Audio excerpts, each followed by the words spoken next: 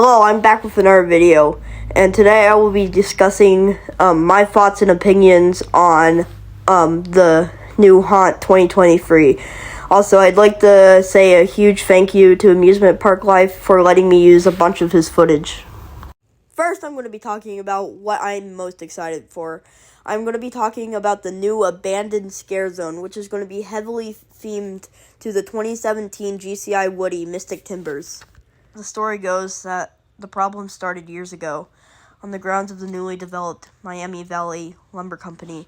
Men and women, 66 in total, entered the lumber yard's grounds and were never seen again. At least, not the way they used to be. Stepping in the river town, outsiders find themselves immersed in a small abandoned lumber village that's haunted by something mysterious. The forest is overrun by supernatural creatures that have riddled their confines with darkness and despair. Are these the lumberyard workers from days past?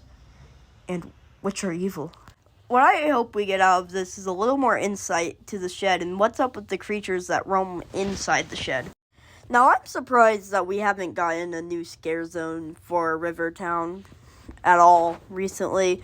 The last scare zone that was there was Rivertown Reaping, and I'm surprised that they went with the tiny Area 72 area for a scare zone last year instead of Rivertown.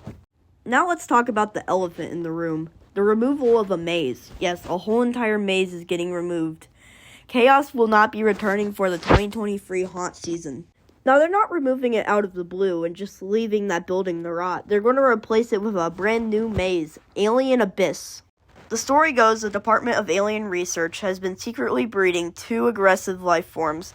Their goal? To develop a biological weapon in the event of a future warfare. When civilians are invited to tour the research compound, something goes terribly wrong. The only way to exit the compound is to move forward. But are they being followed? And where are those new life forms?